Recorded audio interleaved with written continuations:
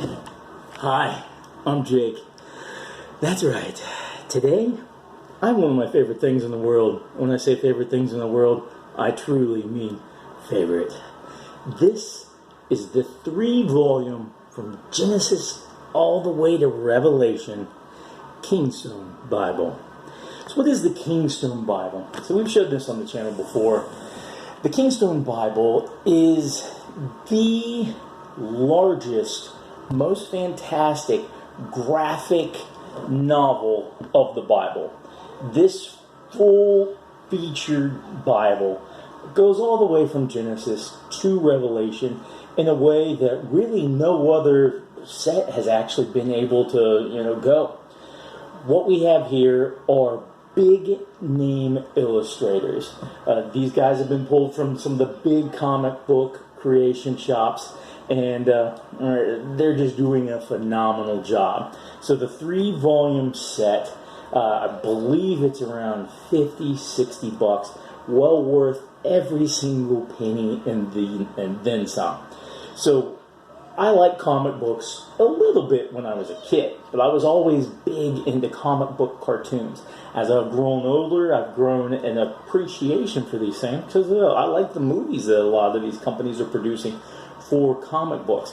So when you go back to the comic books and you see the source material, you're like, wow, that is really interesting. Now, this particular version is kind of technically a Bible. They have taken some artistic liberties, and that's clearly noted in the front. Let me see if I can find it real quick. That yes, there are going to be things in here that, while not outside of the Bible per se, they just take artistic liberties. It's just the way it's like watching a movie that tries its best to take a story from the Bible and to make it a watchable movie, and they just have to add a few things here and there and whatnot. So here's what they say. The Kingstone Bible is a graphic adaptation of the Holy Bible. This graphic novel clings closely to and honors the biblical text, but is not a word-for-word adaptation. In a few places, conversations and occurrences are written that can be inferred or imagined from the biblical text and history. This graphic novel is penned and illustrated with the highest respect of the Holy Bible as a reliable and God-breathed document, the Word of God. So this is something that I've been asked multiple times. All scripture quotations are taken from the Holy Bible New Living Translation. So this is going to be using the NLT as reference. So let's get into it. Now, this particular time, I made sure not to pigeonhole certain stories or certain things that I liked in this, because honestly, there is so much to actually go over in this 3-volume set that I can't show you all my favorite stories. Let's flip through and see if I can find something interesting. Okay, now, obviously, I'm going to have a certain level of knowledge of the Bible. So when I see something that's drawn or a picture of a certain scene in the Bible, I'm going to have a good idea that I know what it is. But when I turn to this page right here, and I see the Pharaoh, and I see what looks like wasps or locusts or flies, I know we're talking about biblical plagues in here. So this is something where you could just flip through and find what you're looking for and have a good idea, because this is going to cover all the major stories. And the bottoms of these pages right here, it tells me that this covers Exodus 8:13 through 19. This page, Exodus 8:20 to 32. And we can see right here, I'm assuming that this dude is the Pharaoh. So at this particular panel, he's saying, "Go find Moses. It is just as Moses said, there are no flies among the Hebrews." So that's just an example of one of the panels they use here. All right, let's find something. Ooh, I like this. I like this. A serpent on a staff. So whose is that going to be? All right, there we see a dude that's obviously been bit by a snake. So the Israelites having snakes in the camp, and how in the world did they get healed? All right, so this is at the beginning of this is going to be the beginning of the story of Joshua, clearly marked right there. And this particular passage is taken out of part of Deuteronomy. So you're going to find that this is kind of chronological in a way, sort of like where you'll see certain scenes in 1 Kings, 2 Kings, 1 Chronicles, 2 Chronicles that, overlap. These are not going to be repeated in this Bible, but they're actually going to be, put together. Other words, we'd have, a Kingstone 5-volume set, and some of it would be very, very repetitive.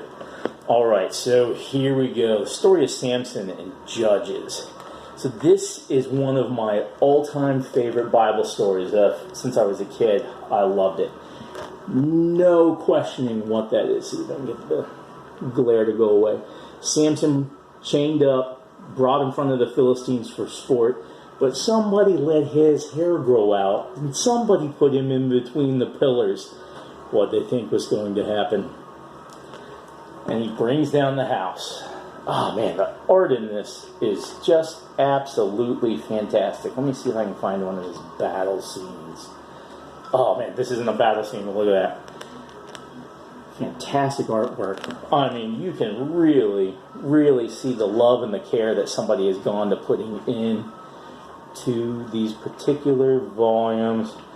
Alright, I'm not seeing what I'm looking for. Let's go to a different book. So that was volume 1. Let's see what we have here in, it should be volume 2. So volume 2, this one is going to be starting out. Okay, it looks like we're in 1 Kings 1 here. Alright, let's find something epic.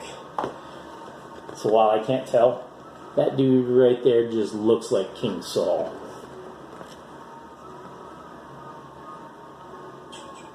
Nope, I was wrong. King Ahaziah.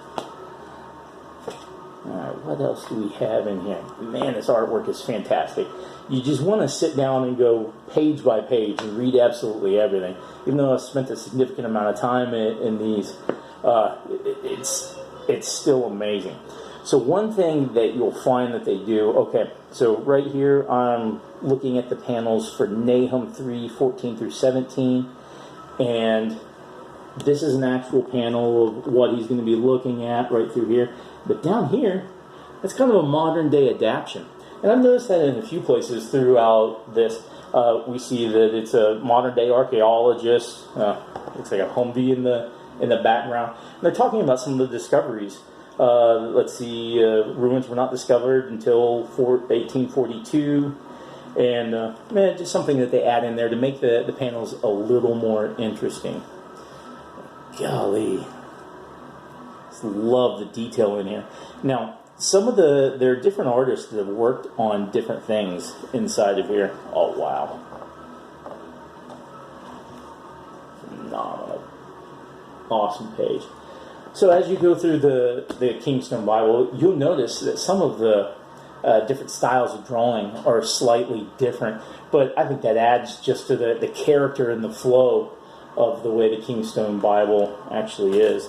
So here we're starting, okay, Luke. So Luke's going to have some of the earliest writings about Christ and Christ in his childhood. Okay, I love this as soon as I saw it. Right there, that is an angel. Now, what we know a lot of times is when angels were to visit people on earth, they started off with a particular saying. And that saying was, "Fear not." Because if that dude winds up in your dreams or your bedrooms in the middle of the night, what are you going to do? You're going to get afraid. Because that is one dude you don't want to meet in your dreams or in the middle of the night. Angels are not meant to, bring a calm, cooling effect to you when they're sent as a messenger. They are meant to bring you to attention. And that guy creeping in my bedroom at nighttime would definitely catch my attention. Okay, so we see here, it looks like some panels of Jesus. Where is something that is extra special? Ooh, love this. Look at this detail.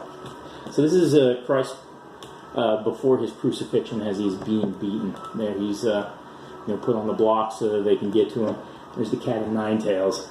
So one thing that you find that interpretations like this will do, when I read the Bible, I'm reading text, and I use my own imagination. I've got a good imagination. I can see things that are in front of me. But yet, I read things, and I don't always fully imagine what exactly things are going to be looked at. And someone that is more of an artist is always going to be thinking, well, what does it look like? What does the wind look like as someone is swinging the cat o' nine tails? What is going to be attached to it? What kind of handle is it going to have? Is it going to be comfortable to hold? If it gets blood on it, is the leather going to get slippery? What is it that makes a cat o' nine tails? And somebody like this, somebody who can, really draw, and you can see either the bits of bone or the fragments of something sharp on this thing. And then you can see the anguish on Jesus' face right as he's being hit, tears coming down his eyes. Then, oh man, it was rough. Crown of thorns and smashed down on his face.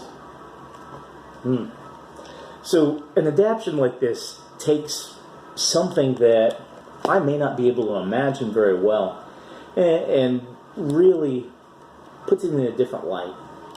And when you put things in a light where you can imagine them differently, it's really expands what you might be able to understand about the Bible or see things in a different context. Okay, that's freaky. I think we're in Revelation. Look at those things flying around. Yeah.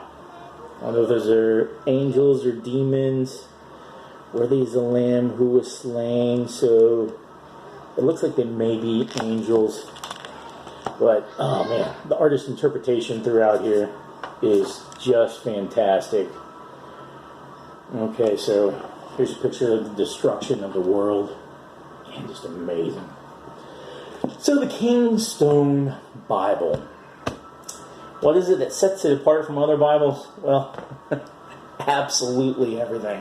So we know this. We know that it's a graphic adaptation. We know that it is not word for word.